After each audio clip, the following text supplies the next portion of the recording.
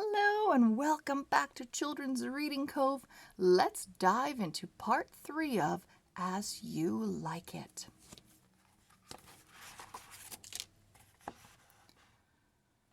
"2 o'clock came and went, with no sign of Orlando. Rosalind sat on the doorstep of the cottage and sulked, while Celia hung out washing. Celia noticed a handsome gentleman coming down the track. The gentleman walked up to her and doffed his cap. "Are you Aliena?"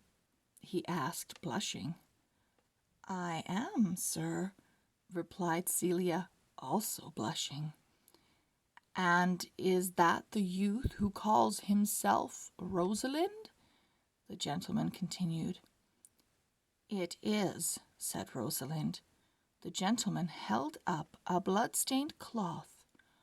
"Orlando told me to show you this and to explain why he hasn't kept his appointment," he said. Rosalind frowned. "How do you know Orlando's business?"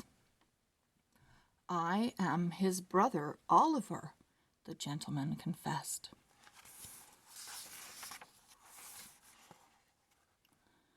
"This morning I was traveling on foot through the forest. I stopped to rest and fell into a deep sleep. Orlando happened to pass just as a lioness was about to pounce on me. Without knowing who I was, and with no thought for himself, he charged the beast to drive it off. The lioness's savage roaring woke me.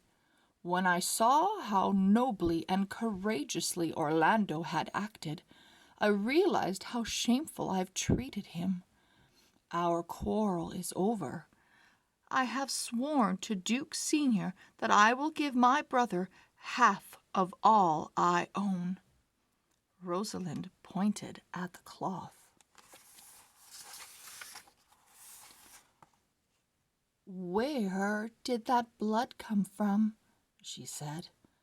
"It is Orlando's," Oliver told her.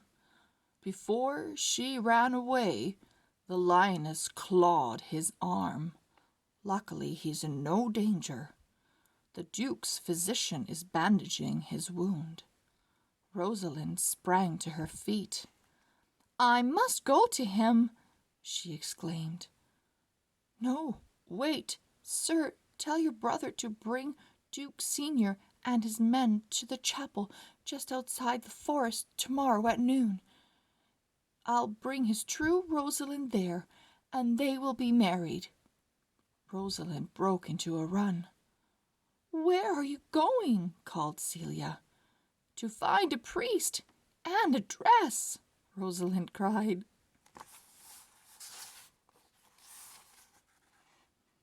In the silence that followed Rosalind's departure, Oliver and Celia shyly eyed each other. "So there's to be a wedding tomorrow," Oliver said. "Yes, sir," said Celia. "Tell me, beautiful Aliena," Oliver said, "have you ever thought of getting married?" Celia's eyes sparkled. "Not until now, sir," she said. The following day at the chapel, there was a rejoicing when Duke Senior was reunited with his beloved daughter. Surprises followed. Orlando roared with laughter when Rosalind revealed the truth about Ganymede, and Oliver was bemused to learn that his bride-to-be was actually named Celia. The happy couples were on the point of entering the chapel when Le Beau galloped up on a dapple-gray mare. The courtier slipped from his saddle and bowed to Duke Senior. "My lord, Duke Frederick came to the forest last night with a troop of soldiers," he said. "He meant to track you down and kill you. Instead, he met a holy hermit who spoke many words of wisdom to him. As a result, Duke Frederick returns your title and estates. He has joined a monastery. And so shall I, Jacques announced. It's far too happy here for my liking.